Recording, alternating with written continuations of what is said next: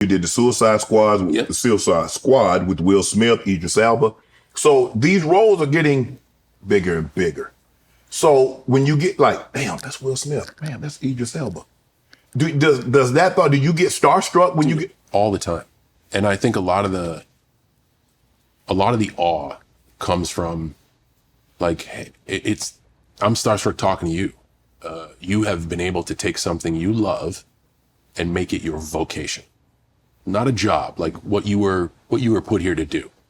And then after that chapter closes, you are now taking something you love and making it your vocation. Mm-hmm. To me, I'm in awe of that. That's fucking super cool. So when I'm standing next to Idris, who's been a performer on screen for decades and operates at a high level, I'm in awe. It's not of what his fame can do for me. If you look at how I operate on social media, I have very hardline boundaries. I don't ever try to treat my relationships with people as transactional. Mm-hmm. But damn, do I have respect for people that can take what they love and make it their vocation. Mm-hmm. I remember meeting Kevin Hart. Kevin is like a fucking Tasmanian devil. Yes. That dude goes. He grinds. My gearbox stops at like 5th. His goes to 10th. Yes. And he's on the phone and doing stuff. And all right, roll. And he's immediately snaps into character. He can fucking cry. He can buy, sell. Cut, buy, sell, damn it. And he was trying to give away secrets of like, no, look, this is what you got to do. You got to do this. I'm like, Kevin, I am so grateful for this information. I'm grateful to even stand next to you. I don't have that gear. Like, thank you so much for the knowledge. And dude, your success is amazing. I wouldn't be good at what you do. Right. I know where my limits are. Right. And it's amazing to watch you work, dude. Right. He was the craziest example of somebody I've seen fluent in so many levels. Do you get in awe when you see people greatness, having been around LeBron and you watch Jordan, you watch Kobe, you watch Shaq, you watch all these great players in football. I played with John Elway and Ray Lewis, and you see Tom Brady and Peyton Manning operate it. Do you get in awe? You like, I see exactly why that person, he or she's enjoyed the level of success that they've had. And the answer is always the same. It's the work. And by the way, no compliment for the Broncos colors. I like that. I like that. That is the blue stitch. But I was just thinking, like, you're from Connecticut. That's all right. Hey, man, I'm just trying to be a good guest. Okay, I appreciate that. I'm in your club. I appreciate that. The answer is always the same. It's the work. Everyone thinks it happens overnight. Yeah. And a lot of people build this construct of like, oh, they're just lucky. Mm-hmm. Luck is a part of life. 100%. When preparation meets opportunity, that's what luck is. But man, luck can get you a minute. Luck can get you your 5 minutes. Luck can get you one hit single. Labor, effort, work allows you to call it your vocation. Okay.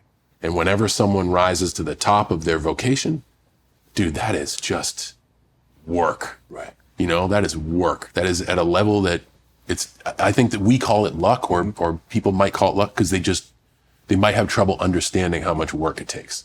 I'm always in awe because like, I knew how much effort that is. That's a lot of effort, The Fast and the Furious. I mean, are you going to be in 11? I would be in the Fast and the Furious as long as they would have me because it's an action movie about cars. Yes. And we were talking off camera. You love your cars. Dude. So that franchise I'm a fan of. To be invited in is awesome, but I did have a pretty big fiery wreck in the last one. I know that they have a reputation of resurrecting characters.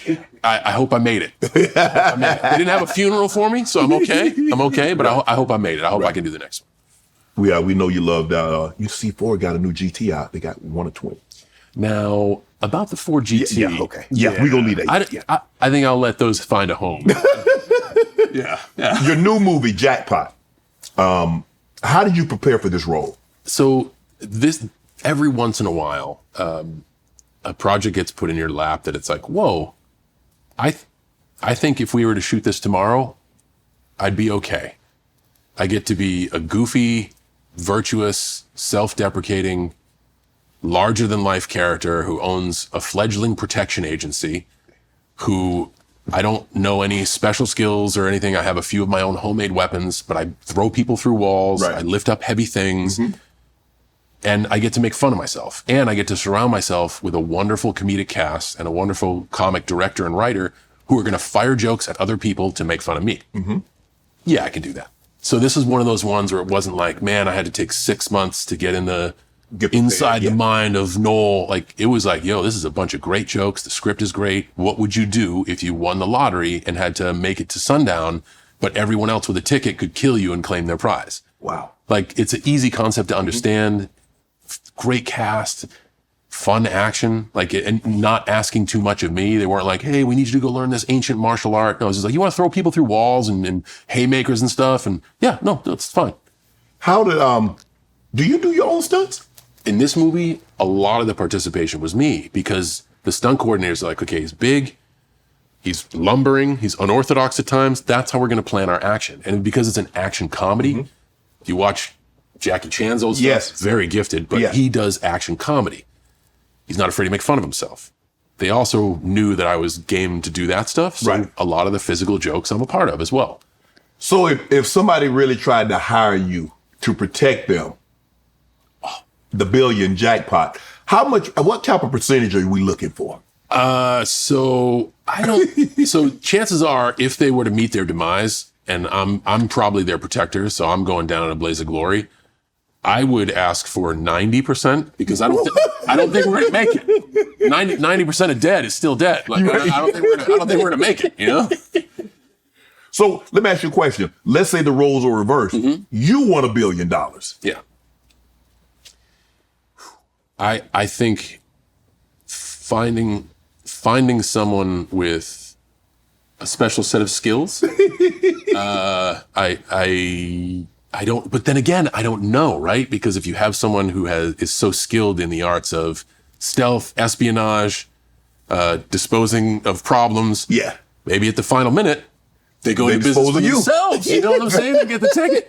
It would have to be someone that doesn't have a lottery ticket. Right. If you can't play, you can't win. Right. So they don't have a ticket. Right. And they would have that special set of skills. And I don't know who that would be. Let me ask you this. Owning your own name, WWE still currently owns that, and they get a piece of any project that you're a part of. Sure. You okay with that, or do you like one day? Because remember, they just gave DJ Dwayne Johnson. They just gave him The Rock. He has that now. Yep. Do you want that? You want that bestowed upon you? No. So when you say that, like, I believe context is very important in conversations. The WWE, fair is an understatement. Generous would be a better scenario. Okay. I have such a trustworthy relationship with them over 2 decades. Correct. I am a champion of the brand. I love the company. It is my home. They are my family. Even after 2025, I've already signed an extension to remain a member of the WWE family for the near, mid, and long-term future. Gotcha. I don't think there'll be a beat of my heart where WWE blood doesn't come out of. That said, without them, I don't exist. And I fell into a weird scenario where for a hot second, people were using their real names. Nowadays, people have real sounding names, but it's not their real name, so they can own their real name. So I fell into a weird scenario, and WWE recognizes that. They're very focused on intellectual property, as they should be. Right. If I make a song and somebody wants to use "The Time Is Now" on their commercial, and they just steal it, well, that's not exactly fair. There's a huge conversation in the movie business about artificial intelligence. If someone scans me, takes my face, and makes 200 movies in their own accord without giving me anything, I don't know how fair that is. So in the vision of fairness, whenever the WWE IP is approached, they have to be cut in on the deal. And that's not them going, that's me going, hey, I'm doing this. Let's work out the business. Okay. A wise man once said to me, making money is the toughest part. Dividing it, that's easy. Making it's real tough. So I always operate under that construct. WWE has been, and this since the start of my contract, they've never tried to change my name, even when they realized they made a mistake.